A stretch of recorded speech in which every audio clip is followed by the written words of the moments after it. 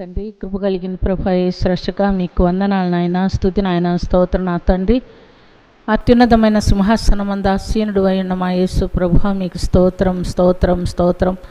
సర్వాధికారి అయిన దేవా స్తోత్రం, సర్వాధిపతి స్తోత్రం, సర్వశక్తిమంతుడా స్తోత్రం, మహాగణుడా స్తోత్రం, మహోన్నతుడా స్తోత్రం, మహాపరిశుద్ధుడా స్తోత్రం. భూమికి ఆకాశములకు సృష్టికర్త అయిన మా యేసయ్య మీకు వందనాలు నాయన. ఈ ఉపవాస దినమున మీ పాస్ సన్నిధి మాకు సమకూర్చినందుకు స్తోత్రం. నీ సన్నిధికి వచ్చిన బిడ్డలను బట్టి స్తోత్రం. రావాల్సిన బిడ్డలను నీ సన్నిధిలో ఎత్తిపట్టుకొంచున్నా, మరి మార్గాలు అడ్డుకొంచున్న సమస్త విధమైనటువంటి అపవాది కుతంత్రం లేసు అధికారం గల నామున పాతాళలోకంలో బంధిస్తున్నాం. ప్రియ బిడ్డలు సకాలంలో నీ సన్నిధికి రానియకుండా అడ్డుకొంచున్న సమస్త విధమైన అపవాది కుతంత్రములను యేసు అధికారం గల నామున పాతాళలోకంలో బంధిస్తున్నాం. ప్రియ బిడ్డలు సకాలంలో నీ సన్నిధికి రానియకుండా అడ్డుకొంచున్న ప్రతి విధమైన అపవాది కుయుతులను యేసు అధికారం గల నామున పాతాళలోకంలో బంధిస్తున్నాం. మార్గం సరళం చేతండి, నడిపించిన ఆయన, దీవించిన ఆయన, సహాయం చేతండి. మీరు మా దేవుడై ఉన్నందుకు స్తోత్రం, మా ప్రభు అయినందుకు స్తోత్రం, మా రాజు అయినందుకు స్తోత్రం నాయన. మా ఆత్మీయ జీవితంలో లేవనెత్తే దేవుడు, మమ్మల్ని పరిశుద్ధపరిచి దీవించి నీ రాజ్యమునకు మమ్మల్ని వారసులుగా చేసే దేవుడు గనక స్తోత్రం. ఆత్మీయ జ్ఞానం దయచేయండి, మనోనేత్రములు వెలిగించండి. ఏది ఉత్తమమైంది, ఏది శ్రేష్టమైంది, ఏది మేలైనది ఎరిగి దాని ప్రకారంగా జీవించడానికి మాకు సహాయం చేయండి. యేసయ్యా మీ సన్నిధి మాతో ఉంచు నాయన. పరిశుద్ధాత్మదేవా మా మధ్యలో మీరు సంచారం చేయండి నాయన. మీ వాక్కులతో మీరు మాట్లాడండి నాయన. మీరు మాట్లాడుచుండగా మాకు వినగలిగిన చెవులు, గ్రహించుకోగలిగిన హృదయము, వాక్యానుసారమైన జీవితం దయచేయండి. ప్రతి హృదయాన్ని మీరు స్వాధీనపరచుకోండి, ప్రతి బిడ్డను మీరు స్వాధీనపరచుకోండి. ప్రతి బిడ్డతోనూ మీరు మాట్లాడమని దీవించమని, కూడికను ఆది మొదలుకొని అందం వరకు మీరే ఆశీర్వాదకరంగా జరిగించి దీవించి నడిపించమని ఈ ప్రార్థన ఆలకించినందుకు స్తుతి స్తోత్రం చెల్లించుకొంచున్నాం. జరుడైన యేసుక్రీస్తు నీ నామున అది మిక్కిలి వినయంతో అడిగి వేడుకొంచున్నాము తండ్రి, ఆమేన్. హల్లెలూయా హల్లెలూయా హల్లెలూయా.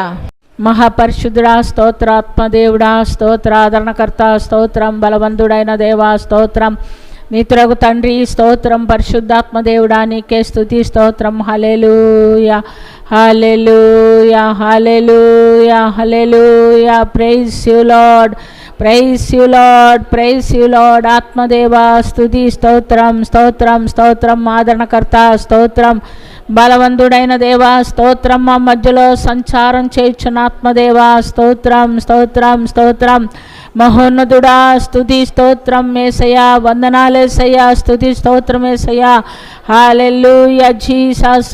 షి బారాదాలో షి మారాబోసికా రి బారాబాదాలో షికందలా షిదిరి కరాబా రిమా షికా. హల్లెలూయా.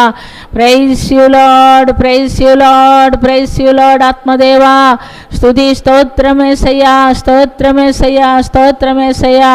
మీ సన్నిధిని బట్టి స్తోత్రం ప్రభువా, మీ ప్రేమను బట్టి స్తోత్రం, మీ కృపను బట్టి స్తోత్రం. మా మధ్యలో ఉన్న దేవా స్తోత్రం. ప్రతి హృదయాన్ని తాకగలిగిన దేవుడు గనక స్తోత్రం. పరిశుద్ధాత్ముడా ఆశ్చర్యకరుడా మీకే వందనాలు, స్తుతులు, స్తోత్రములు స్తోత్రములు స్తోత్రములు. ఆదరించు దేవా స్తోత్రం, ఆలోచనకర్త స్తోత్రం, బలవంతుడైన దేవా స్తోత్రం, నిద్రకు తండ్రి స్తోత్రం. పరిశుద్ధాత్మదేవా మీకే కోట్లాను కోటి వందనాలు, స్తుతులు, స్తోత్రములు. Hallelujah. Praise you lord, praise you lord, praise you lord. ఆత్మదేవా నీకే స్తుతి స్తోత్రములు, మీకే ఘనత, మీకే మహిమ, మీకే ప్రభావములు కలుగునుగాక. ఆమేన్. హల్లెలూయా. దేవునికి స్తోత్రం. హల్లెలూయా. దేవునికి స్తోత్రం. హల్లెలూయా. దేవునికి స్తోత్రం. దయచేసి అందరూ కూర్చోండి. ప్రభు నామన మీకందరికి వందనాలు. జకరియా గ్రంథము మొదటి అధ్యాయము, జకరియా గ్రంథము మొదటి అధ్యాయము మొదటి నుండి 3 వాక్యాలు చదువుకుందాం. జకరియా గ్రంథము మొదటి అధ్యాయము మొదటి నుండి 3 వాక్యాలు. దర్యావేషు ఏలుబడి యందు 2వ సంవత్సరము 8వ నెలలో యెహోవా వాక్కు ప్రవక్తయు ఇద్దోకు పుట్టిన బెరక్యా కుమారుడైన జకర్యాకు ప్రత్యక్షమై సెలవిచ్చినదేమనగా, యెహోవా మీ పితరుల మీద బహుగా కోపించెను, కాబట్టి నీవు వారితో ఇట్లనుము, సైన్యములకు అధిపతియగు యెహోవా సెలవిచ్చినదేమనగా, మీరు నా తట్టు తిరిగిన ఎడల నేను మీ తట్టు తిరుగుదునని సైన్యములకు అధిపతియగు యెహోవా సెలవిచ్చుచున్నాడు. ఇదే సైన్యములకు అధిపతియగు యెహోవా వాక్కు. ఆమేన్. ప్రార్థన చేసుకుందాం. ప్రేమ కలిగిన తండ్రి, కృప కలిగిన ప్రభు యేసురక్షక, జీవాధిపతివైన మా ప్రభువా, మీకు వందనాలు నాయన. మీరు మాతో మాట్లాడటానికి ఇష్టపడుతుండగా మీకు స్తుతి స్తోత్రం చెల్లిస్తున్నాం. నన్ను మరుగుపరచండి, మీరు మాట్లాడండి ప్రభువా. మీరు మాట్లాడుచుండగా వినగలిగిన చెవులు, గ్రహించుకోగలిగిన హృదయము, వాక్యానుసారమైన జీవితం మాకు అందరికీ దయచేయండి. ఈ కడవరి దినాల్లో మా ఆత్మీయ జీవితమును సరిచేసుకొని నీ రాకడ కొరకు ఎదురు చూసే బిడ్డలుగా మేమందరం ఉండునట్లుగా సహాయం చేయమని, నన్ను మరుగుపరిచి మీరు మాట్లాడమని యేసుక్రీస్తు నామమునాది మిక్కిలి వినయంతో అడిగి వేడుకొంచున్నాము తండ్రి. ఆమేన్. హల్లెలూయా. దేవుని స్తోత్రం. హల్లెలూయా. దేవుని స్తోత్రం. హల్లెలూయా. దేవుని స్తోత్రం. దేవుని నామమునకు ఘనత కలుగును గాక. ప్రియమైనటువంటి దేవుని బిడ్డలారా, దేవుడి దినం మనతో మాట్లాడటానికి ఇష్టపడుతున్నాడు. జకర్యా ప్రవక్త ద్వారా ఆయన సెలవిచ్చిన మాట ఏమిటంటే, సైన్యములకు అధిపతి యెహోవా సెలవిచ్చినదేమనగా, మీరు నా తట్టు తిరిగిన ఎడల నేను మీ తట్టు తిరుగుదునని సైన్యములకు అధిపతి యెహోవా సెలవిచ్చున్నాడు. ఇదే సైన్యములకు అధిపతి యెహోవా వాక్కు. ప్రభు మనతో అంటున్నాడు. ఏమంటున్నాడంటే, మీరు నా తట్టు తిరిగితే నేను మీ తట్టు తిరుగుతాను. అంతే కదా. ఎవరైనా మనల్ని ప్రేమిస్తే మనం వాళ్ళని ప్రేమిస్తాం. ఎవరైనా మనం పలకరిస్తే వాళ్ళు జవాబిస్తాం. మనం లేకపోతే రోడ్డును పోయే వాళ్ళందరిని పిలిచి మనం పలకరిస్తామా? పలకరియం.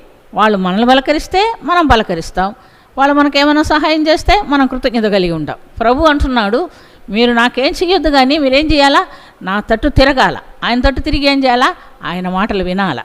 అని చెప్పేటటువంటి మాట వింటే ఆయన మనకు సహాయం చేస్తానని చెప్తున్నట్లుగా మనం గమనిస్తున్నాం. చూడండి, దేవుని యొక్క పిలుపు ఒక తండ్రి వలె, ఒక స్నేహితుని వలె దేవుడు మనల్ని పిలుస్తున్నాడు. నా బిడ్డలారా, నా వైపు తిరగండి, నేను మాట్లాడతాను, మీరు వినండి, నేను మీకు సహాయము చేస్తాను అని అంటున్నాడు, చెప్తున్నాం. అందుకే నేను దేవుని వాక్యంలో ఏం చెప్తుందంటే, కీర్తనల గ్రంథము 81వ అధ్యాయము 81వ కీర్తన, కీర్తనల గ్రంథంలో నుండి 81వ కీర్తన 8 నుండి 16 వాక్యాలు మనం చదువుకుందాం. కీర్తనల గ్రంథము 81వ కీర్తన 8 నుండి. నా ప్రజలారా ఆలకింపుడి, నేను మీకు సంగతి తెలియజేతును. అయ్యో ఇశ్రాయేలు, నీవు నా మాట వినిన ఎడల ఎంత మేలు. అన్యుల దేవతలలో ఒకటిను నీలో ఉండకూడదు. అన్యుల దేవతలలో ఒకదానికి నీవు పూజ చేయకూడదు. ఐగుప్తీల దేశంలో నుండి నేను రప్పించిన నీ దేవుడునగు యెహోవాను నేనే. నీ నోరు బావుగా తెరువుము, నేను దాన్ని నింపెదను. అయినను నా ప్రజలు నా మాట ఆలకింపకపోయిరి, ఇశ్రాయేలీలు నా మాట వినకపోయిరి. కాబట్టి వారు తమ స్వకీయ ఆలోచనలను బట్టి నడుచుకున్నట్లు వారి హృదయ కాఠిన్యమునకు నేను వారిని అప్పగించితిని. అయ్యో నా ప్రజలు నా మాట వినిన ఎడల, ఇశ్రాయేలు నా మార్గంలో అనుసరించిన ఎడల ఎంత మేలు. అప్పుడు నేను వేగిరమే వారి శత్రువులను అనగదొరుకుదును, వారి విరోధులను కొట్టుదును. యెహోవాను ద్వేషించువారు వారికి లొంగుదురు, వారి కాలము శాశ్వతంగా ఉండును. అతి శ్రేష్టమైన గోధుమలు అనుగ్రహించి నేను వారిని పోషించుదును, కొండ తేనెతో నిన్ను తృప్తిపరచుదును. ఆమేన్. చూడండి, ప్రభు ఏమంటున్నాడంటే, అయ్యో ఇశ్రాయేలు, నువ్వు నా మాట వింటే ఎంత మేలు అంటున్నారు. మనం దేవుని మాట వింటే అది మనకెంతో మేలని దేవుడు చెప్తున్నాడు. మనుషుల్లో ఉన్నటువంటి బలహీనత ఏమిటంటే, దేవుని మాట అంటే వాళ్ళ హృదయంలో చేర్చుకోరు. మనుషులు మాట్లాడితే బాగానే చేర్చుకుంటారు. వాళ్ళు జోకులు వేసినా, వాళ్ళు ఏదన్నా కథలు చెప్పినా, వాళ్ళు ఏదన్నా మనకు ఇబ్బంది కలిగించే మాట చెప్పినా, మనల్ని బాధపరిచినా అదంతా మన హృదయంలో నిలబడిపోద్ది. మర్చిపోరండి ఎవరు. ఎప్పుడో కోపం వచ్చిందనుకోండి, నీ సంగతి తర్వాత చూస్తాలే అంటారు. ఆ కోపం అట్టే నిలబడిపోద్ది. ఒక సందర్భం వచ్చినప్పుడు వారు ఏం చేస్తారు? వాళ్ళని తిరిగి అడిగేస్తారు. కానీ దేవుడు అలా చేసేవాడు కాదు. నువ్వు నా మాట వింటే నేను నీకు మేలు చేస్తానంటున్నాడు. నువ్వు మాట వింటే మీరు నా ఇద్దరి నుంచి మేలు పొందుతారు అని చెప్తున్నట్లుగా మనం చూస్తున్నాం. కాబట్టి ప్రియమైనటువంటి దేవుని బిడ్డలారా, ఈ దినం దేవుడు మనతో మాట్లాడుతున్నాడు. మనలో ఏముండకూడదు, మనలో ఏముండాలి, మనలో ఏముండకూడదు అని దేవుడు అడుగుతున్నాడు. అంటే మనం అన్యుల దేవతలలో ఒకటి అయినను నీలో ఉండకూడదు. అన్యుల దేవతల్లో ఒకదానికి నువ్వు పూజ చేయకూడదు. ఐగుప్తీయుల దేశంలో నుండి నేను రప్పించి నీ దేవుడు యెహోవా నేనే. నీ నోరు బాగుగా తెరువుము, నేను దాన్ని నింబెదను. నోరు బాగుగా తెరువుము, దేవుడు నింపుతాడంట. మనం ఆహారం కోసమే కదా ఈ లోకంలో కష్టాలు పడేది. కోటి విద్యలు కూటి కొరకేనంట. పని కొరకు తినటానికే కదా మనం పనులు చేసుకునేది. అయితే ప్రభు అంటున్నాడు, నీ నోరు బాగా తెరువు, నేను నింపుతాను అంటున్నాడు. దేవుడు మన నోరు నింపుతాడు. దేనితో నింపుతాడు? ఇప్పుడు దేవుడు అన్నంతో కాదు, ఇప్పుడు భోజనాలు వస్తుంది అనుకోవద్దు, ఇప్పుడు దేవుని వాక్యంతో నింపుతాడు. వాక్యం అనే ఆహారంతో దేవుడు మనల్ని నింపబోతున్నాడు. కాబట్టి చాలా జాగ్రత్తగా వినండి. దేవుడు మన నోరు నింపాలంటే మొట్టమొదటి ఆయన అంటున్నాడు, అన్యుల దేవతల్లో ఒకటేను నీలో ఉండకూడదు. అంటే విగ్రహారాధన నీలో ఉండకూడదు. ఏ విగ్రహానికైనా మనం పూజ చేయకూడదు, వాటికి నమస్కారం చేయకూడదు. నేను తప్ప పైన ఆకాశం అంతే కానీ, క్రింద భూమి అంతే కానీ, నేల అంతే కానీ వేటిని మీరు చేసుకొనకూడదు. వాటి రూపమునకు మీరు నమస్కారము చేయకూడదు. ఎందుకంటే నేను తప్ప వేరొక దేవుడు నీకు ఉండకూడదు అన్నాడు. నిజంగా మనం ఇప్పుడు విగ్రహారాధన చేయడం లేదనుకోండి, చేయకపోయినా మనుషుల్లో కొన్ని విగ్రహాలు ఉంటాయి, కనబడని విగ్రహాలు. కనబడని విగ్రహం అంటే మొట్టమొదట మనం గమనిస్తే మానవుల్లో ఉన్నటువంటి స్వయం లేదా అహం, నాకు మించిన వాళ్ళు ఎవరు లేరు, అందా నేను చేయగలను, నన్ను ఎవరు కాదంటారు, నన్ను ఎవరేమంటారు అనేటటువంటి ఒక విధమైనటువంటి గర్వం, అహంకారం అంటాడు. చూడండి, అహంకారంతోనే లూసిఫర్ ఏమైపోయింది? పడిపోయింది. పాతాళమునకు ఒక మూలకి దేవుడు దాన్ని పడగొట్టినట్లుగా మనం చూస్తున్నాం. కాబట్టి ప్రియమైనటువంటి దేవునిలారా, మనలో ఎవరిలోనైనా ఈ అహం ఉందా? నేను అందా చేయగలను, ఒకవేళ పాడేవాళ్ళతో నేను పాడగలను, ఒకవేళ ప్రసంగం చేసేవాళ్ళతో నేను చేయగలను, ఒకవేళ మాట్లాడగలిగితే నేను మాట్లాడగలను, చదువుకునే పిల్లలైతే నేను చదవగలను, నేను ఫస్ట్ తెచ్చుకోగలను. ఇది అంతా ఎవరికి వాళ్ళే చేయగలుగుతారు అని అనుకుంటే అదే అహం. మనం ఏ పని మనం చేయలేము. మనకు ఎవరు తోడు ఉండాలా? యేసే తోడు ఉండాలి. యేసే తోడుండే ఆయన తోడుతో, ఆయన కృపతో మనం ఏమైనా చేయడానికి దేవుడు మనకు సహాయమో చేస్తాడు. అయితే ఆయన నమ్ముకోకమునుపో అని మీరు అడగవచ్చు. ఆయన నమ్ముకోకపోయినా ఆయన మనల్ని ఎరిగిన దేవుడే.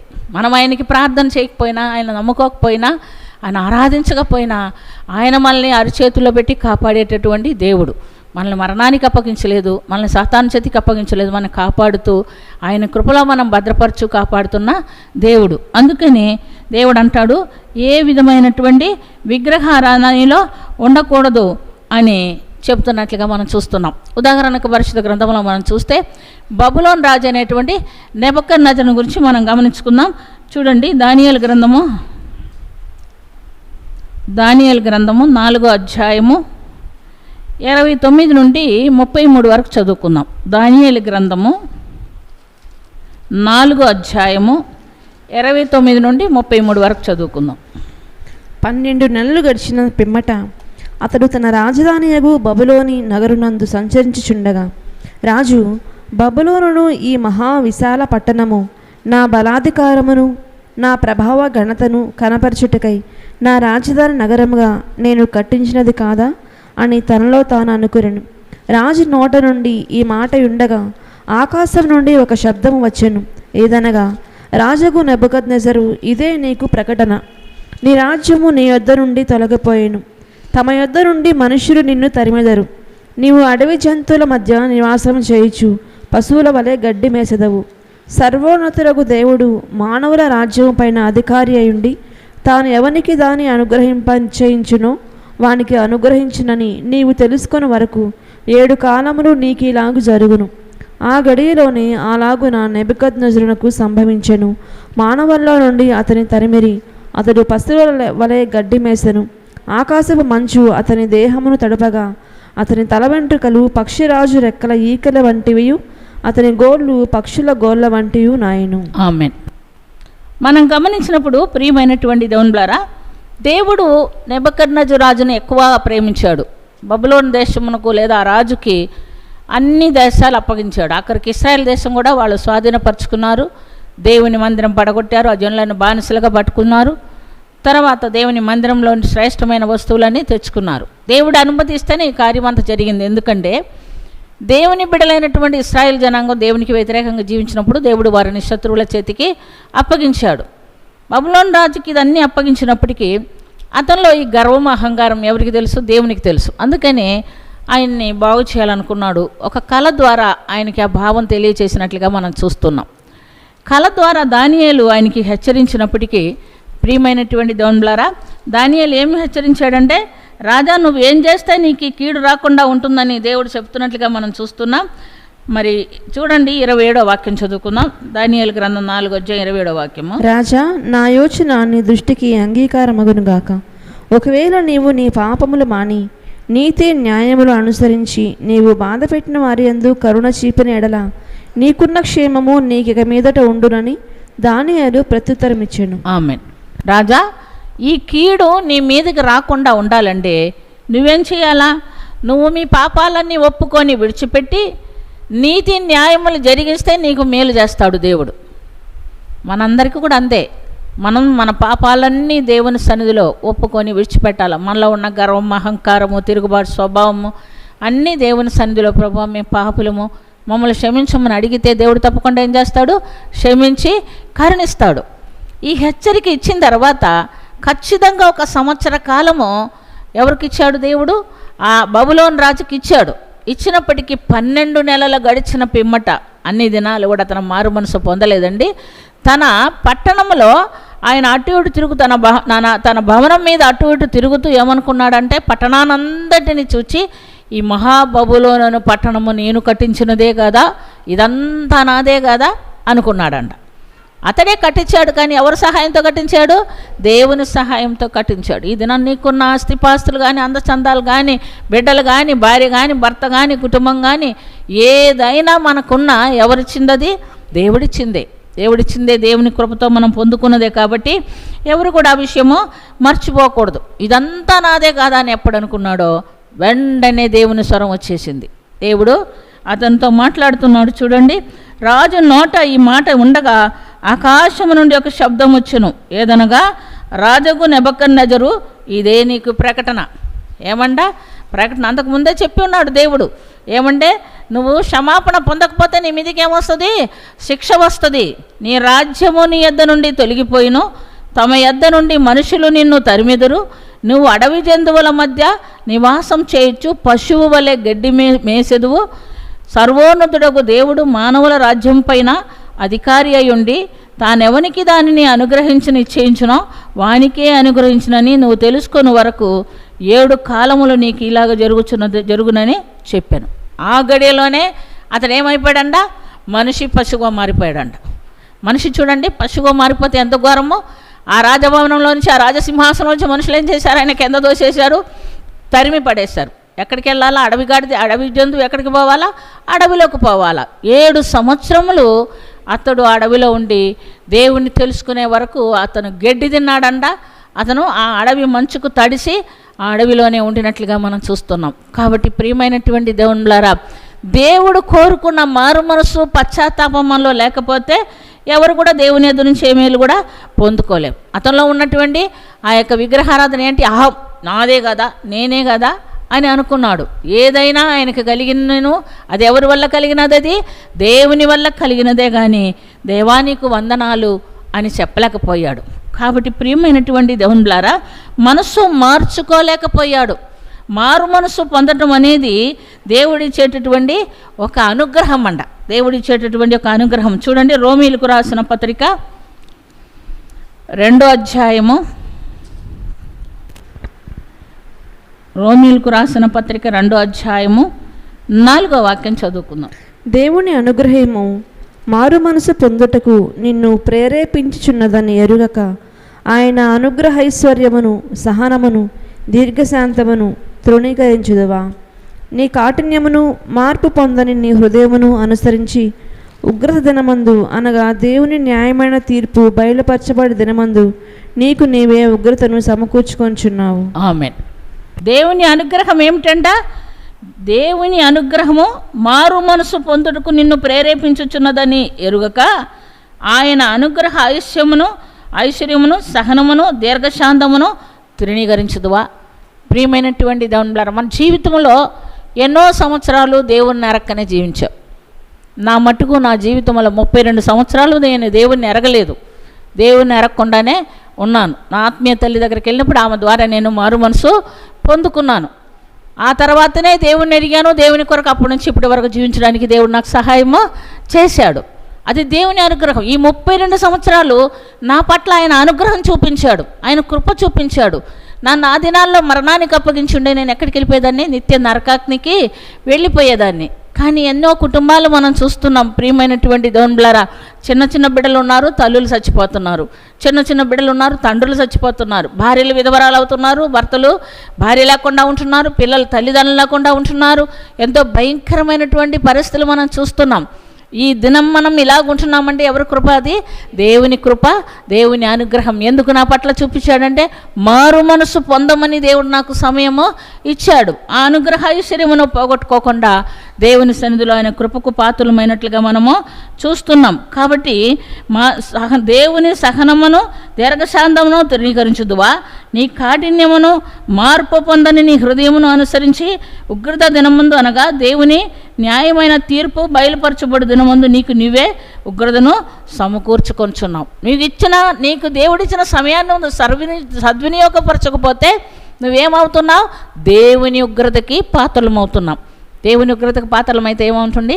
దేవుని కోపం మన మీదకి వస్తే మనం ఎక్కడ ఉండాల్సిందే? నిత్య నరకాగ్నిలో ఉండవలసిందే. కాబట్టి ప్రియమైనటువంటి దేవులారా, ఆ యొక్క రాజుకు, ఆ బబులోను రాజుకి 12 నెలలు ఇచ్చాడు దేవుడు సమయం.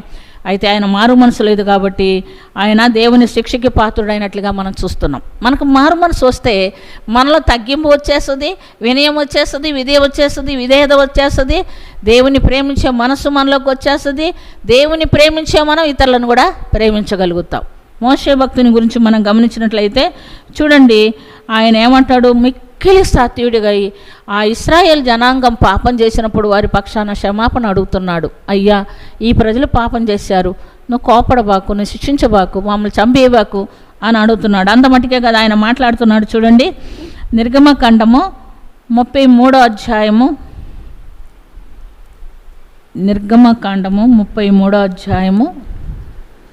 12 నుండి 16 వరకు చదువుకుందాం.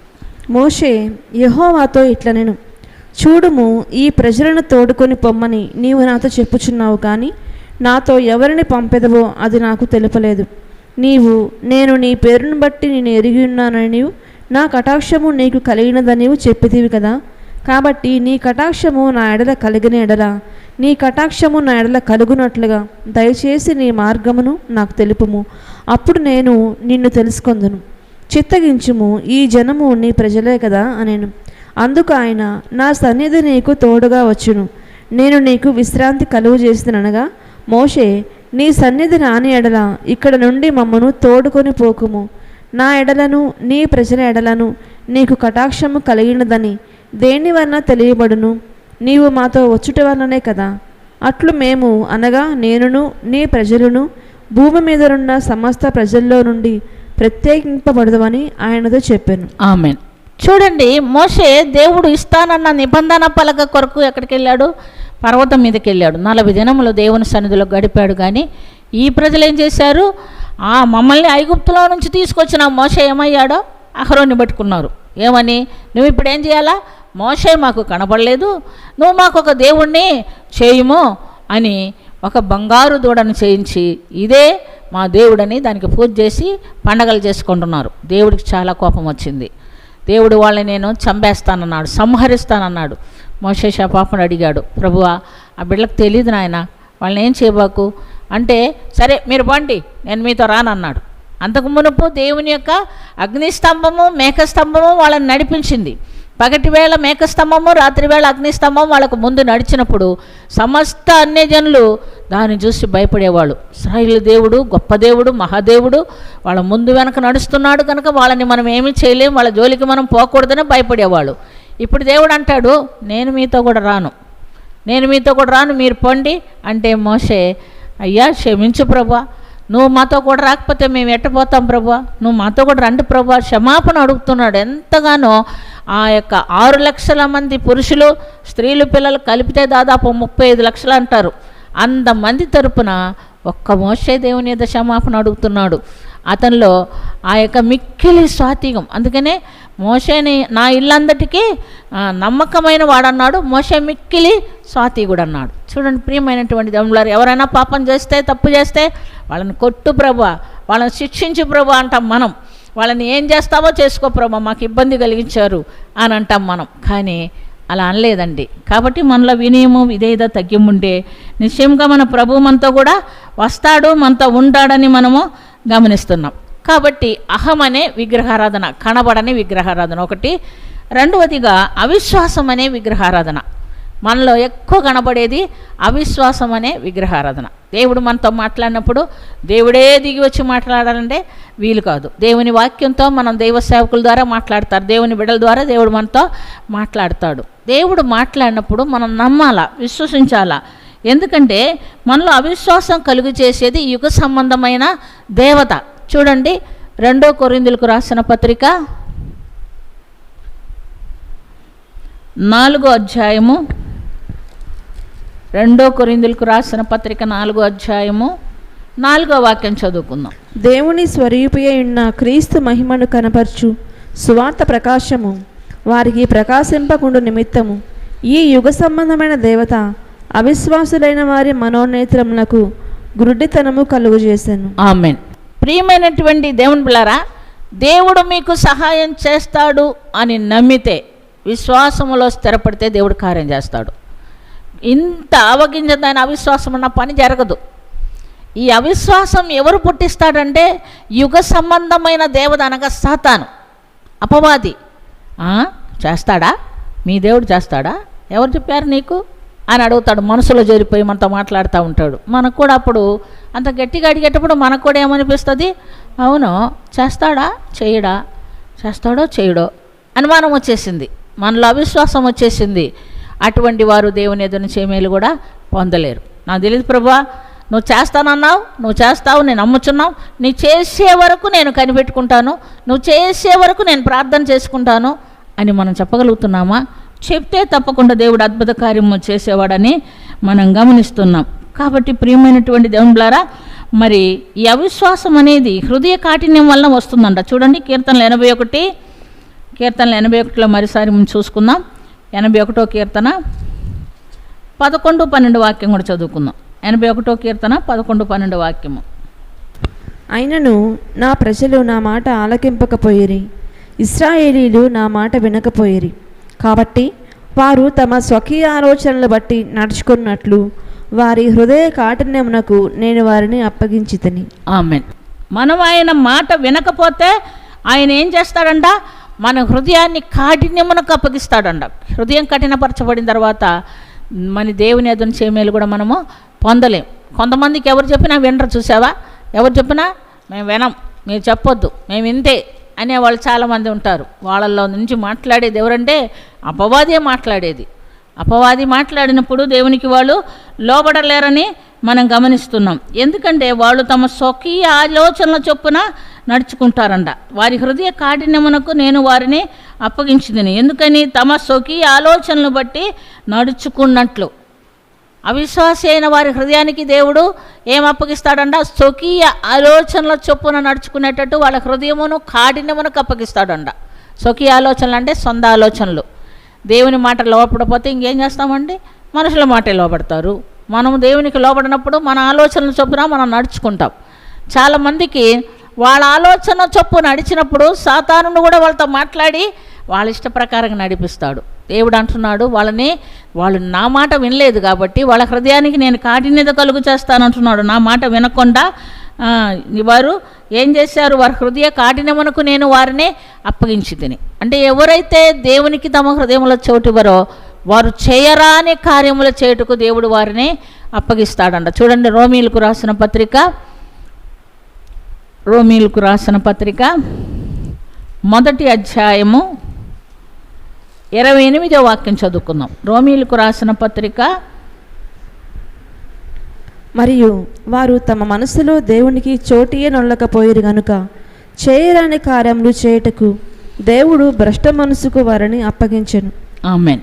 చేయరాని కార్యములు చేయుటకు భ్రష్ట మనసుకు వారిని అప్పగించెను.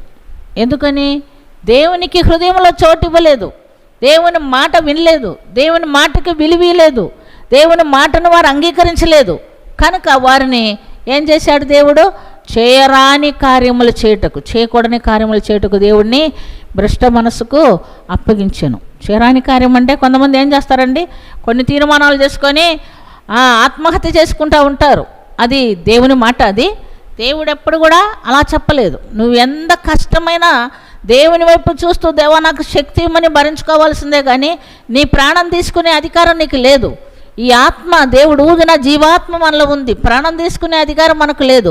ప్రాణం తీసుకో, చావు, దూకు, ఉరి వేసుకో, మందు దాగు, కెరసనాయిలు పోసుకో, అండించుకో, ఇవన్నీ చెప్పేది ఎవరంటే సాతానుడు. ఎందుకంటే మన ఆత్మ వాడు నరకంలోనికి లాక్కోపోవచ్చు, కాసుకొని ఉంటాడు. చావటంతోనే ఆత్మను లాక్కెళ్ళి నరకంలో పడేస్తాడు. యుగ యుగములు అగ్నిగుండంలో మనం కాలిపోవలసిందే. కాబట్టి ప్రియమైనటువంటి దేవునులారా, మనం దేవుని మాటకు లోబడాలా, దేవుని మాటకి కావలసినటువంటి విలువ ఇవ్వాలి. ఎందుకంటే మనిషి దేవుని మాటకి లోబడినప్పుడు ఆ హృదయాల్లో, మనిషి హృదయంలో వ్యసనం కూడా పుట్టుద్దంట. కీర్తనలు 119లో చూడండి, ఒక మాట మనం గమనించుకుందాం. కీర్తనలు 119:28 వాక్యం చూసుకుందాం. కీర్తనలు 119:28. వ్యసనము వలన నా ప్రాణము నీరైపోయేను, నీ వాక్యము చేత నన్ను స్థిరపరచుము. ఆమేన్. వ్యసనం వల్ల నా ప్రాణం నీరైపోయెను. నీటికి ఒక పాత్ర కావాల్సిందే. పాత్ర లేకపోతే ఆ నీళ్లు ఒలికిపోతుంది కదా. మనం ఇక్కడ కొంచెం నీళ్ళు పోసామనుకోండి, అది అట్టే ఉండదా? ఈ పాత్రలో ఉన్నట్టు ఉండదా? ఉండదు, అది ఒలికిపోద్ది. నీ మనసు స్థిరపడాలంటే దేవుని మాటకు లోబడాలి. దేవుడు నీతో ఉంటే నీ హృదయము స్థిరంగా ఉంటుంది. వ్యసనం అంటే వాళ్ళని చూస్తారు, వీళ్ళని చూస్తారు, వాళ్ళు బాగున్నారు, వీళ్ళు బాగున్నారు, వీళ్ళంతా దుర్మార్గులు, అయినా వీళ్ళు బాగున్నారు, నాకు మాత్రం కష్టమే వచ్చింది, నాకు దేవుడు సహాయం చేయలేదు, నాకే మేలు జరగలేదు అని ఏడ్చుకుంటారు. అది వ్యసనం. ఇతరులను చూసి బాధపడేదే వ్యసనం, ఏడ్చుకునేదే వ్యసనం. వ్యసనం వల్ల నా ప్రాణం నీరైపోయెను. మళ్ళీ స్థిరపడాలంటే ఏం కావాలా? నీ వాక్యం చేత నన్ను స్థిరపరచం. దేవుని వాక్యం మనలో నిలబెడితే మన హృదయం స్థిరపడుతుంది, దేవునికి అంగీకారం అవుతుందని మనం చూస్తున్నాం. కాబట్టి ప్రియమైనటువంటి దేవునులారా, అవిశ్వాసం అనే విగ్రహారాధన, అహము, గర్వం, అహంకారం అనే విగ్రహారాధన మనలో ఉండకూడదని దేవుడు సెలవిస్తున్నాడు. రెండవదిగా దేవుడు ఏమంటున్నాడంటే, మనకు చెప్పిన మాటల్లో, నా మాట వింటే శత్రువులను అణగద్రొక్కెదను. కీర్తనలు 81:13-15 వరకు చదువుకుందాం. కీర్తనలు 81:13-15 వరకు. అయ్యో, నా ప్రజలు నా మాట వినిన ఎడల, ఇశ్రాయేలు నా మార్గంను అనుసరించి నడిచిన ఎడల ఎంత మేలు. అప్పుడు నేను వేగరమే వారి శత్రువులను అణగద్రొక్కుదును, వారి విరోధులను కొట్టుదును. ఆమేన్. ఈ దినాల్లో ఎక్కడ చూసినా శత్రు భయమే. ఎక్కడ చూసినా కలహాలు, తగువులు, గొడవలు, ఇంట్లో శత్రువులు, బయట శత్రువులు, ఎక్కడికి పోయినా శత్రువులే. ఫ్రీగా, స్వతంత్రంగా, సంతోషంగా మనం సమకూడేదానికి, ఎక్కడ కూడా తిరిగేదానికి వీల్లేదు. వ్యక్తిగత జీవితంలో ఎవరు సాతానుడు శత్రువు. లోక సంబంధమైన జీవితంలో ఎంతోమందికి అనేక విధములైనటువంటి శత్రువులు ఉంటారు. ప్రియమైనటువంటి దేవునులారా, మనకు ఎటువంటి శత్రువులు ఉన్నా దేవుడు ఏం చేస్తాడంట? నా మార్గంలో నడుచుకుంటే నేను మీకు తోడుగా ఉంటానన్నాడు.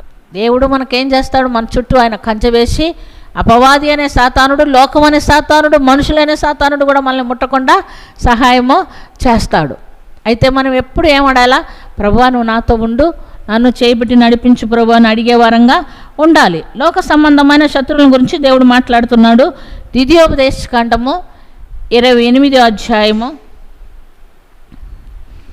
ద్వితీయోపదేశకాండము 28వ అధ్యాయము 7వ వాక్యం చదువుకుందాం. నీ మీద పడు నీ శత్రువులను యెహోవా నీ ఎదుట హతమగునట్లు చేయును. వారు ఒక త్రోవను నీ మీదకి బయలుదేరి వచ్చి 7 త్రోవల నీ ఎదుటి నుండి పారిపోదురు. ఆమేన్. నీ మీదకి వచ్చే శత్రువుని దేవుడు ఏం చేస్తాడంట? ఒక త్రోవలో వాళ్ళు గుంపుగా వచ్చినా వాళ్ళని దేవుడు భయపెట్టేస్తాడంట. దేవుడు భయపెడితే ఎటు పారిపోవాలో వాళ్ళకి తెలియక 7 త్రోవలో పారిపోతారంట. నిన్ను తాకరు, నిన్ను ముట్టరు, నీతో ఏ యుద్ధమో చేయరు. దేవుడు మనకు తోడుంటే మనం యుద్ధం చేయాల్సిన అవసరం లేదు, మనం పోరాడాల్సిన అవసరం లేదు, మనం మాట్లాడాల్సిన అవసరం లేదు. మౌనంగా ఉండి ప్రభువుని హృదయంలో స్తుతించుకుంటా, ప్రార్థన చేసుకుంటూ ఉంటే వచ్చిన వాళ్ళు, ఒక్క దారిలో వచ్చిన వాళ్ళు 7 దారిలో పారిపోతారంట. కాబట్టి దేవుడు మనకు సంరక్షకుడుగా ఉంటున్నాని మనము గమనిస్తున్నాం.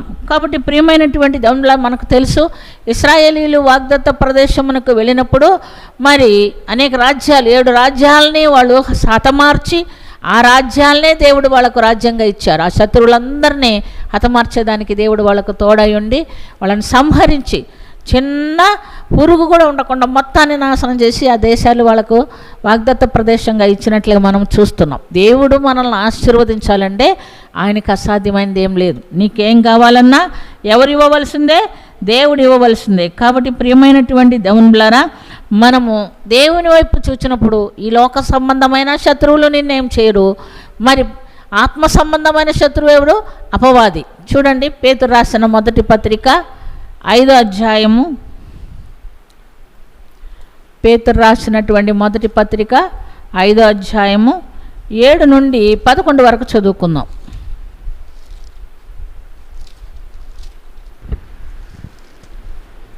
మొదటి పత్రిక 5వ అధ్యాయము 7 నుండి. ఆయన మిమ్మల్ని గూర్చి చింతించున్నాడు కనుక మీ చింత యావత్తు ఆయన మీద వేయుడి. నిబ్బరమైన బుద్ధి గలవారై మెలకుగా ఉండుడి. మీ విరోధి అయిన అపవాది గర్జించు సింహము వలె ఎవరిని మృంగుదునా అని వెదకుచూ తిరుగుచున్నాడు. లోకమందున్న మీ సహోదరుల యందు ఈ విధమైన శ్రమలే నెరవేరుచున్నవని ఎరిగి విశ్వాసమందు స్థిరులై వారిని ఎదిరించుడి. తనకు నిత్య మహిమకు క్రీస్తునందు మిమ్మల్ని పిలిచిన సర్వకృపానిధియగు దేవుడు కొంచెము కాలము మీరు శ్రమపడిన పిమ్మట తానే మిమ్మను పూర్ణులనుగా చేసి స్థిరపరిచి బలపరచును. యుగ యుగములకు ప్రభావం ఆయనకు కలుగునుగాక. ఆమేన్. మనకు విరోధియగు వాడు అపవాది గర్జించు సింహం వలె ఎవరిని మృగుదామని తిరుగులాడుచున్నాడంట. అయితే దేవుడు ఏమంటున్నాడు? మీరు నిబ్బరమైన బుద్ధి గలవరై మేలుకుగా ఉండుడి. మీ విరోధియగు అపవాది గర్జించు సింహం వలె ఎవరిని మృగుదామని వెదుకుచూ తిరుగుచున్నాడు. లోకమందున్న మీ సహోదరులందు ఈ విధమైన శ్రమలే నెరవేరుచున్నవని ఎరిగి విశ్వాసమందు స్థిరులై వానిని ఎదిరించుడి. లోకంలో ఎవ్వరు దేవుని బిడ్డలున్నా సాతాను వదిలిపెట్టడు, అందరినీ శోధిస్తాడు. శోధన లేకుండా ఎవరు లేరు. శోధన లేదంటే నువ్వు నిజమైన విశ్వాసి కాదని అర్థం. ఏదో ఒక సమస్య, ఏదో ఒక శోధన మనకు వస్తుంది. అయితే దేవునికి కావాల్సింది ఏమిటి? విశ్వాసమందు స్థిరులై ఉండి అపవాదిని ఎదిరించుకోవాలి. నా దేవుడు నాతో ఉన్నాడు, నాకు సహాయం చేస్తాడనే విశ్వాసం మనలో ఉండే సాతాను జయించే శక్తి కూడా దేవుడు మనకు ఇస్తాడు. ఎందుకంటే ఆయన ఎందుకు మనల్ని పిలుచుకున్నాడు? తన నిత్య మహిమకు క్రీస్తునందు మిమ్మల్ని పిలిచిన సర్వకృపానిధియగు దేవుడు కొంచెంకాలం మీరు శ్రమపడిన తర్వాత పిమ్మట తానే మిమ్మల్ని పూర్ణులుగా చేసి స్థిరపరిచి బలపరచును. ప్రియమైనటువంటి దేవులారా, ఈ శ్రమ ఎల్లకాలం ఉండదు. కొంతకాలము మీరు శ్రమపడిన తర్వాత మిమ్మల్ని పిలిచిన వాడు మిమ్మల్ని పరిశుద్ధపరిచి పరిపూర్ణులుగా చేసి ఆయన రాజ్యానికి తీసుకొని వెళ్తున్నాడు అంటున్నాడు. యుగ యుగములకు ఎవరికి మహిమ కలగాల? దేవునికే మహిమ కలుగునుగాక. కాబట్టి ఏమో నేను సత్యేదాకా ఇందేనేమో అని అనుకునే వాళ్ళు కొంతమంది సత్యేవాక ఇందే అనుకోవద్దు. దేవుడు శ్రమ అనుమతిస్తాడు, సాతాను శోధిస్తాడు, కానీ దేవుడు మనల్ని చేయి విడబడు. మనం ఎవరి వైపు చూడాలా? విశ్వాసమందు స్థిరపడిన వారై నా దేవుడు నాకు సహాయం చేస్తాడని నమ్మితే దేవుడు తప్పకుండా మనకు సహాయము చేస్తాడని మనము చూస్తున్నాం. కాబట్టి ప్రియమైనటువంటి దేవునిలారా, నువ్వు విశ్వాసంలో స్థిరంగా ఉంటే దేవుడు నీ శత్రువుతో యుద్ధం చేస్తాడు. వాడిని బడగొట్టేదానికి దేవుడు మనకు సహాయము చేస్తాడు. మనం యుద్ధానికి పోవలసిన అవసరమో లేదు. మనం మౌనంగా ఉండి దేవుని యందు విశ్వాసం ఉంచి దేవునికి మొరపెట్టినప్పుడు దేవుడు మన పక్షాన యుద్ధం చేయు దేవుడై ఉన్నాడని మనము గమనిస్తున్నాం. మూడో అంశం ఏమిటంటే మనం చూస్తే ఆయన 81వ కీర్తనలో మనం చూసుకున్నాము. అతి శ్రేష్టమైన గోధుమలతో మిమ్మల్ని పోషించుదను, కొండ తేనెతో మిమ్మల్ని తృప్తిపరచేదను. కీర్తనలు 81:16. అతి శ్రేష్టమైన గోధుమను అనుగ్రహించి నేను వారిని పోషించుదును, కొండ తేనెతో నేను తృప్తిపరచుదును. ఆమేన్. 81:15 వాక్యంలో మనం గమనించుకున్నాం. ఆయన ఏమంటున్నాడంటే అది శ్రేష్టమైన గోధుమలను అనుగ్రహించి నేను వారిని పోషించుదను. గోధుమ అంటే ఇశ్రాయేల్ దేశంలో వాళ్ళు తినే ఆహారము గోధుమలు. మనం ఏం చెప్పుకున్నాము? అది శ్రేష్టమైన బియ్యం. మీకు ఏది ఇష్టమో, మసూరాలో మొలకొరుకులో మీకు ఏం కావాలా శ్రేష్టమైన బియ్యాన్ని ఇస్తాడు దేవుడు. ఏం తక్కువది ఆయన ఇస్తే శ్రేష్టమైనదే ఇస్తాడు. ఏదైనా శ్రేష్టమైన దీవెనే దేవుడు ఇస్తాడు. మనుషులు ఇస్తే ఇది ఇద్దామా వద్దా, ఇది మనకు ఉంచుకుందామా, తక్కువ ఇది వాళ్ళకి ఇద్దామా అని అనుకుంటాం. మనం మంచిగా చూసి మనం ఎత్తిపెట్టుకుంటాము. కొంచెం తక్కువైంది ఎవరికైనా ఇవ్వడానికి మనము ఇష్టపడతాం. మీరు పిల్లకాయలను ఏమన్నా అడగండి, వాళ్ళకి ఇష్టమైంది వాళ్ళు ఉంచుకొని వాళ్ళకి ఇష్టం లేనిది ఇస్తారు మనకు. ఎప్పుడైనా ఏ వస్తువైనా, ఆడుకునే వస్తువైనా, తినే ఆహారమైనా వాళ్ళకి ఇష్టమైంది వాళ్ళు మనకి ఇవ్వరు. వాళ్ళకి ఇష్టమైంది వాళ్ళు తింటారు, వాళ్ళకి ఇష్టం లేనిది మనకు పెడతారు. అయితే దేవుడు అలాంటి వాడు కాదు. శ్రేష్టమైనటువంటి దీవెనలతో ఆయన మనల్ని నింపుతానంటున్నాడు. ప్రియమైనటువంటి దేవునులారా, తండ్రి అయిన దేవుడు తన ఏకైక కుమారుడు, ఒక్కడే కుమారుడు, ఆ కుమారుని ఏం చేశాడు? మన కొరకు లోకానికి పంపించాడు. మనల్ని ప్రేమించి, ఆయన బిడ్డలంటే లోకంలో ఉన్న ప్రతి బిడ్డను ప్రేమించి పాప పరిహారార్థ బలిగా పాపం లేని నా కుమారుడు రక్తం చిందిస్తే వాళ్ళ పాపంలో క్షమింపబడుతున్నామని ఆయన ఎరిగి తన కుమారుని లోకానికి పంపించాడు. మనమైతే ఇస్తామా? ఒక బిడ్డ ఉన్నాడు, ఎవరైనా అడిగారు మాకు ఇచ్చేయండి అంటే మాకొక్కడే ఉన్నాడు, 10 మంది ఉన్నా ఎవరు ఇవ్వటానికి ఇష్టపడరు. కానీ మనము మనల్ని మన ప్రభు ప్రేమించి, మన తండ్రి ప్రేమించి తన ఏకైక కుమారుని లోకానికి, శ్రేష్టమైన కుమారుని మనకిచ్చాడు. ఎంతటి కుమారుడు అంటే మన పాపముల నిమిత్తమైన సిలువలో తన ప్రాణమే పెట్టాడు. అంతటి ఓర్పు సహనం మనకెవరికి లేదండి ఈ దినాల్లో. ఎవరికైనా ఉందా? వాళ్ళ కొరకు ఏమైనా కష్టాలు పడమంటే మాకేం అవసరమో, వాళ్ళ కష్టాలు వాళ్ళు పడతారు, మా కష్టాలు మేము పడతాం, మాకు అవసరం లేదు అని అంటాడు. అలాగే ప్రియమైనటువంటి దేవునులారా, మరి అపోస్తలులు అందరూ అలాగ అనుకుంటే ఈ ప్రపంచంలో క్రైస్తవులు ఉండేవాళ్ళే కాదు. వాళ్ళు మన కొరకు యేసు ప్రభుకు కలిగిన మనసు వాళ్ళు కలిగి ఉండి వాళ్ళు ఏం చేశారంట? వాళ్ళు తమ జీవితాలు మన కొరకు సమర్పించుకొని భూప్రపంచములందట్లో వాళ్ళు చెదిరి వచ్చి అన్యులైనటువంటి మనలకందరికీ సువార్త చెప్పి మనల్ని రక్షించినట్లుగా గమనిస్తాం. నేను ఎప్పుడు అనుకునేదాన్ని, సెయింట్ థామస్ గారు అక్కడి నుంచి వచ్చేసారు, ఆయనకి కుటుంబం లేదా, ఫ్యామిలీ లేదా, ఎప్పుడూ తిరిగి వెళ్ళలేదు, ఇక్కడే చనిపోయాడు.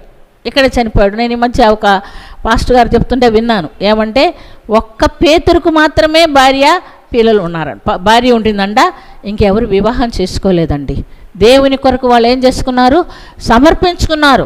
దేవుని కొరకు సమర్పించుకొని కుటుంబాలు, పిల్లలు ఏమీ అనుకోకుండా వాళ్ళ జీవితాలు త్యాగం చేసుకొని ఈ దినము సెయింట్ థామస్ గారు మరి భారతదేశానికి వచ్చి మనల్ని ఈ దినం క్రైస్తవ బిడ్డలుగా మార్చడానికి ఆయన ప్రాణమునే పెట్టాడు. శిష్యులందరూ తమ ప్రాణాలు నశించిపోయే ఆత్మల కొరకు పెట్టారు. వాళ్ళు ఈ అన్యుల చేతిలో పడి రక్షించబడిన వాళ్ళు రక్షించబడినారు, మిగతా వాళ్ళు వాళ్ళని ద్వేషించారు. యేసు ప్రభు యొద్ద నుంచి ఎన్నో మేలు పొందిన వారు ఆయన సిలువేసినప్పుడు ఒక్కరు కూడా సాక్ష్యం చెప్పలేదండి. ఆయన వేయబాకండి, ఆయన చంపబాకండి, ఆయనకేం చెప్పకండి అంటే ఆయన సిలువయాగం కొరకే ఈ లోకానికి వచ్చాడు.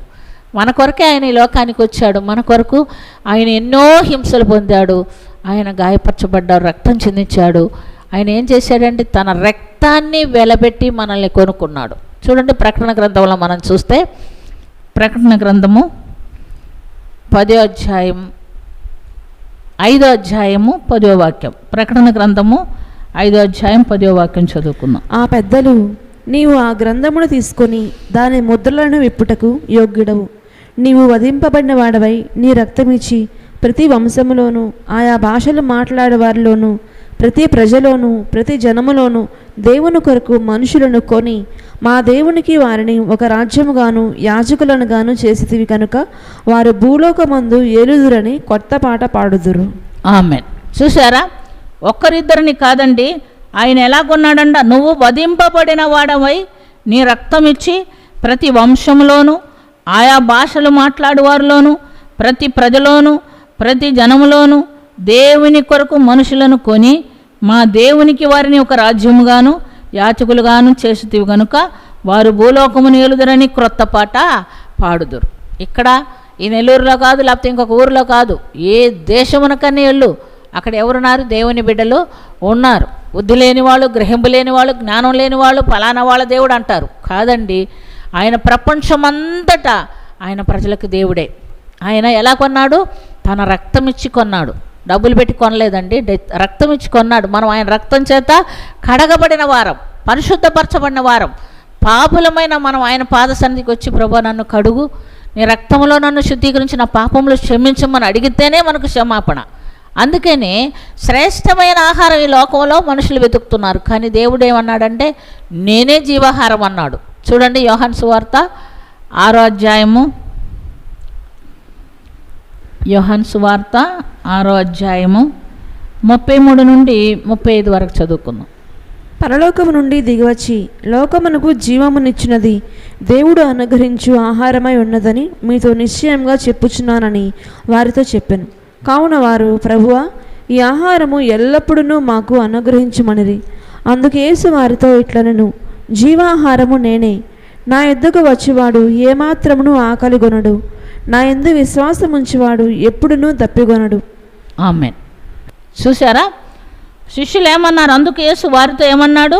ఇట్లా నేను జీవాహారము నేనే, నా యొద్దకు వచ్చేవాడు ఏమాత్రము ఆకలి కొనడు, నా యందు విశ్వాసం ఉంచువాడు ఎన్నడనో దప్పికొనడు. కాబట్టి ప్రియమైనటువంటి దేవునిలారా, ప్రభువునందు విశ్వాసం ఉంచితే ఆయన మన ఆకలి తీరుస్తాడు, మన దప్పి తీరుస్తాడు. జీవాహారం నేనే అంటే ఆయన మనకు ఇప్పుడు ఎలా కనపడతాడు? ఈ వాక్యములో కనపడతాడు. వాక్యమే జీవాహారం. ఈ వాక్యాన్ని దేవుడు మనకు ఆహారంగా ఇచ్చున్నాడు. చాలామంది ప్రార్థనలు చేస్తారు, వాక్యం చదవరు. కొంతమంది వాక్యం చదువుతారు, ప్రార్థన చేయరు. ఈ రెండూ అవసరమే. వాక్యం చదువుకోవాల్సిందే, ప్రార్థన చేసుకోవాల్సిందే. వాక్యం చదివినప్పుడు దేవుడు మనతో మాట్లాడతాడు. మనకి ఇష్టమైన వాళ్ళు కనబడాలని, మాట్లాడాలని, అస్సలు కనీసం ఫోన్లో అన్న మాట్లాడాలని ఆశపడతాం కదా. మనకిష్టమైన వాళ్ళు ఒకరోజు ఫోన్ చేయలేదనుకోండి, మనం బాధపడతాం. కానీ వాళ్ళకంటే కూడా శ్రేష్టమైన దేవుడు నీకు ఇష్టంగా ఉండాలి. ప్రియమైన మన కొరకు ప్రాణం పెట్టిన దేవుణ్ణి మనం ఎంత ప్రేమించాలి?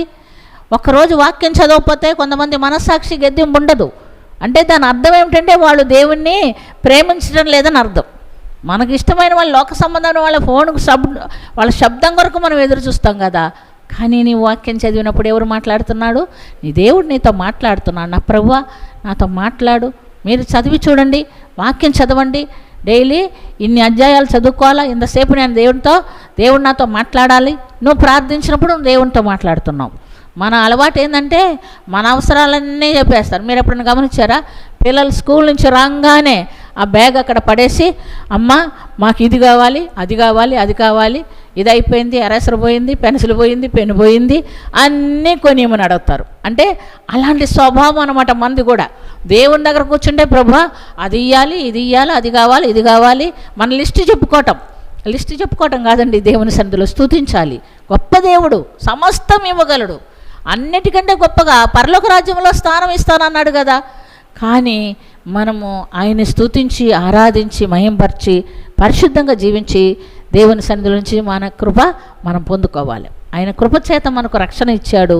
ఆ రక్షణ అనే వరము మనలో ఉంచుకోవాలి. అనుగ్రహము, మారు మనస్సు, రక్షణ, వరము, ఈ రెండు కావాలి. ఈ అనుగ్రహం, మారు మనసు అనేటటువంటి వరము, అనుగ్రహం మనలో ఉంటేనే మనం దేవుని కృపను పొందగలుగుతాం. కాబట్టి ప్రియమైనటువంటి దేవునిలారా, మనము ఈ ఆశీర్వాదములన్నీ పొందగలుగుతున్నామా? అది శ్రేష్టమైనటువంటి ఆహారము మీకు ఇస్తానన్నాడు. కొండ తేనెతో తృప్తిపరుస్తానన్నాడు. కొండ తేనె అంటే మధురమైనటువంటి కల్తీ లేనటువంటి తేనె అనమాట. దేవుని వాక్యంలో ఏ కల్తీ ఉండకూడదు. వాక్యం ఉన్నది ఉన్నట్టుగా బోధించాలి, వాక్యం ఉన్నది ఉన్నట్టుగా చదవాలి, వాక్యం ఉన్నది ఉన్నట్టుగా మన హృదయంలో చేర్చుకోవాలి. మన ఇష్ట ప్రకారంగా మలుచుకోవటానికి వీల్లేదు. కాబట్టి ఈ దినము దేవుడు మనల్ని పోషించడానికి ఇష్టపడుతున్నాడు. దేవుడు ఏమంటున్నాడండి? ఆయన ఏం అడగలేదు. నా కుమారుడా నువ్వు నాకేమి, ఆయనకేమి ఇవ్వమని అడిగాడు మనల్ని. చదవండి సామెతల గ్రంథము 23వ అధ్యాయము. సామెతల గ్రంథం 23వ అధ్యాయము 26వ వాక్యం చదువుకుందాం. నా కుమారుడా నీ హృదయమును నాకిమ్ము, నా మార్గమును నీ కన్నులకు ఇంపుగా ఉండనిమ్ము. ఆమెన్. ఏం కావాలంట? నీ హృదయము నాకు ఇమ్ము, నా మార్గములు, దేవుని మార్గములు మన కన్నులకు ఇంపుగా ఉండాలి. మనకేమిటంటే మనం ఏర్పరచుకున్న మార్గం. నేను ఇటు పోవాలనుకుంటున్నాను, నేను పోతాను, ఎవరేం చేస్తారో చూస్తాను అనుకుంటారు. కానీ దేవుని ఇష్టం కాకపోతే దేవుడు ఏం చేస్తాడు? దేవునికి ఇష్టం లేని మార్గంలో నడిచేవారు ఖచ్చితంగా శిక్ష పొందుతారు. దేవునికి ఒకవేళ నీకు మార్గం తెలియలేదా? ప్రభువా నేను ఇప్పుడు ఏం చేయాలి, ఏ మార్గంలో నడవాలి, నా పట్ల నీ ఉద్దేశం ఏమిటి, నువ్వు నాకు తెలియపరుస్తావు అని నువ్వు హృదయపూర్వకంగా దేవుని సన్నిధిలో ప్రార్థన చేయండి. దేవుడు నీ హృదయ ఆలోచనలో, నీకు ఆయనకి ఇష్టమైన హృదయ ఆలోచనలు అయితే దాన్ని తీసేస్తాడు. ఆయనకి ఇష్టమైన మార్గంలో నడుచుకోవటానికి మనం సమ్మతి పడితే దేవుడు తప్పకుండా మనల్ని ఆయన మార్గంలో నడిపిస్తాడు. ఎందుకంటే ఆయన చెప్పి ఉన్నాడు, నేనే సత్యము, జీవము, మార్గం. సత్యం అనగా దేవుని వాక్యం. నా వాక్యమే మార్గము, నా వాక్యమే జీవం.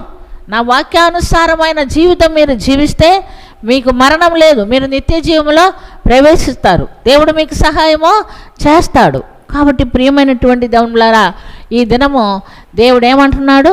మీరు నా ఎదుకు వస్తే నేను మీ ఎదుకు వస్తాను, మీరు నా తట్టు తిరిగితే నేను మీ తట్టు తిరుగుతాను. మీ వైపు దేవుడు చూస్తున్నాడా? దేవుడు మీకు ఉత్తరం ఇస్తున్నాడా? దేవుడు మీకు సహాయం చేస్తున్నాడా? చెయ్యాలంటే అన్ని దేవతల్లో దేన్ని కూడా మీరు పూజించకూడదు. అంటే మనుషుల మాటలకు లోపడకూడదు, లోక సంబంధమైన వాటికి లోపడకూడదు. లోకములో ఉన్నదందయు అనగా ఏమిటి? శరీరాశయు, నేత్రాశయు, జీవపు డంబము తండ్రి వలన పుట్టినవి కాదు, అది లోకాధికారి వల్ల కలిగినవే. కనుక లోకమును ఆయన ఆశయు గతించిపోవును గనుక దేవుని చిత్తం నెరవేర్చేవారు నిత్యము నిలుచును. లోకము దాని ఆశయు గతించిపోవును. ఎంతవరకు చేస్తామండి? ఆశ కలిగి ఎంతకాలం ఉంటాము? ఎంతకాలం పాపం చేస్తారు? వయసులో ఉన్నప్పుడు పాపం చేస్తారు, వయసు మళ్ళీ కూడా ఇప్పుడు చేస్తున్నారులేండి పాపం. ఎట్లంటే అది సాతాను శోధన. నేను అది కూడా ప్రార్థన చేశాను. దేవుడు అన్నాడు, అది వాళ్ళ శక్తి కాదు, వాళ్ళలో అపవాది ఉండి చేస్తున్నాడు ఆ పని అన్నాడు. చూసారా?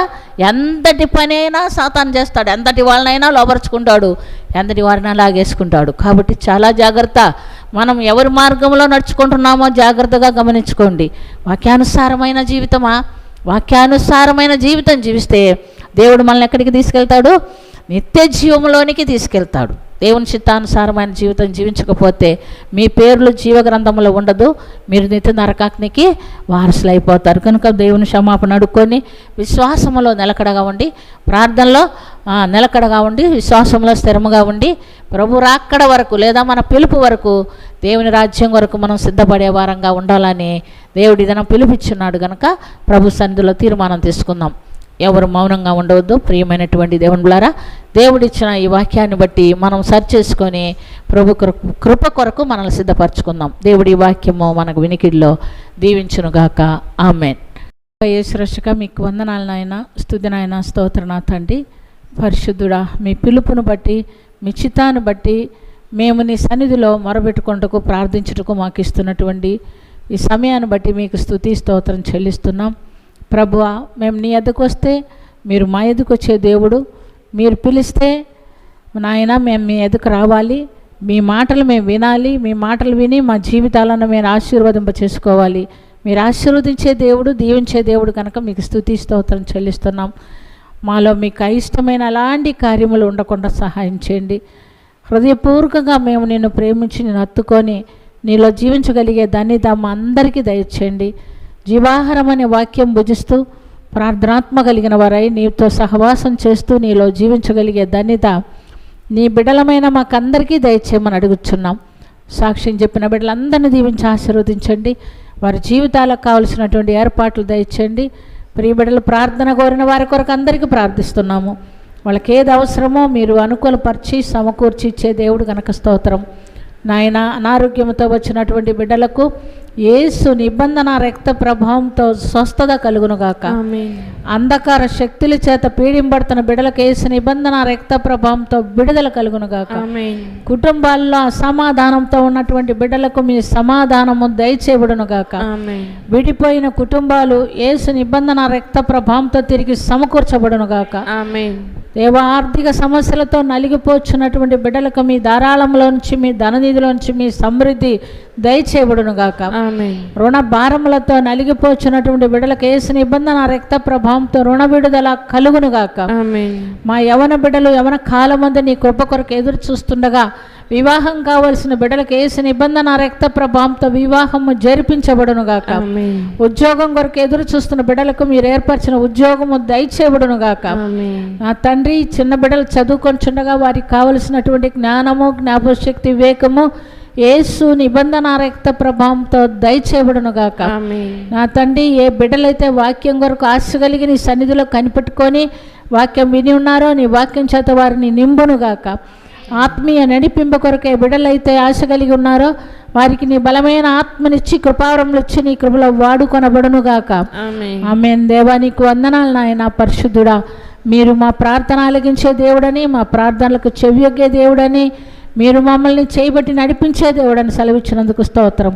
ప్రతి బిడ్డతో మీరుండండి. మాట్లాడిన ప్రతి మాట విడిచిపెట్టకుండా మరి ఒకరికి ప్రకటించుటకును వాక్యానుసారమైన జీవితము మేమందరం జీవించుటకును సహాయం చేయండి. బిడ్డల ప్రేమతో తెచ్చిన కానుకలను దీవించి ఆశీర్వదించండి. అది నీ పరిచర్య కొరకు వాడుకొనుటకు సహాయం చేయండి నాయన. తిరిగి వేయిందుల ఆశీర్వాదం ప్రతి బిడ్డకి దయచేసి వారి అవసరాలు తీర్చి మీ నామానికి మహిమ తెచ్చుకొనమని అడుగుచున్నాం. పరిశుద్ధుల ఈ దినం పరిచర్లో పాలు పంచుకున్న బిడ్డలు దీవించండి. నీ కృప దయచేయండి, నీ కాపుతలు దయచేయండి. ఆత్మదేవా సాక్ష్యం చెప్పిన బిడ్డల్ని మరొకసారి నీ సన్నిధిలో ఎత్తి పట్టుకొంచున్నాం. వారికి మీరు చేసిన మేలన్నిటిని బట్టి కృతజ్ఞతాస్తుతులు చెల్లించుకొంచున్నాం. మరలా నీ సన్నిధిలోనికి మేము కూడుకొని పరిందము. నీ కాపుతల, నీ నడిపింపు మాకందరికి దయచేయమని, దీవించమని, కరుణించమని యేసుక్రీస్తు పుణ్య నామమున మిక్కిలి వినయంతో అడిగి వేడుకొంచున్నాము తండ్రి. ఆమేన్. పరలోకమందున్న మా తండ్రి, మీ నామం పరిశుద్ధపరచబడుగాక, నీ రాజ్యం మాకు వచ్చునుగాక, నీ చిత్తం పరలోకమందు నెరవేరినట్లు భూమి అందును నెరవేరునుగాక. మా అనుదిన ఆహారం నేడు మాకు దయచేయము. మా ఇళ్ళ అపరాధం చేసిన వారిని మేము క్షమించి ఉన్న ప్రకారం మా అపరాధములను మన్నించుము. మమ్మల్ని శోధనలోనికి తేక దుష్టు నుంచి తప్పించుము. రాజ్యము, శక్తి, మహిమ నిరంతరం నువ్వై ఉన్నావు తండ్రి. ఆమేన్. యేసు రక్తమే జయం, యేసు రక్తమే జయం, యేసు రక్తమే జయం. యేసునామం సంపూర్ణ విజయం. అపవాది క్రియలకు అనందనాశనం. శిలువ రక్తమే జయం. ఆమేన్. నా ప్రాణమా యెహోవాను సన్నిధించుము. నా అంతరంగంలోనున్న సమస్తమైన పరిశుద్ధ నామమును సన్నిధించుము. నా ప్రాణమా యెహోవాను సన్నిధించుము. ఆయన చేసిన ఉపకారములలో దేనిని మరువకుము. నా ప్రాణమా యెహోవాను సన్నిధించుము. ఆమేన్. మన తండ్రి అయిన దేవుని యొక్క ప్రేమ, కుమారుడనే యేసుక్రీస్తు యొక్క కృప, పరిశుద్ధాత్మని సహవాసము కూడి వచ్చిన మనకందరికిను, సాక్ష్యం చెప్పిన బిడ్డలకును వారి కుటుంబములకును సదాకాలము తోడయ్యుండి నడిపించునుగాక. ఆమేన్. ఆశీర్వాదంబుల్ మా మీద వర్షింపచేయుమిషా, ఆశతో నమ్మియున్నాము నీ సత్య వాగ్దానము. ఈ మీద కుమ్మరించుము దేవా, క్రమ్మర ప్రేమ వర్షంబు కుమ్మరించుము దేవా. ఆమేన్.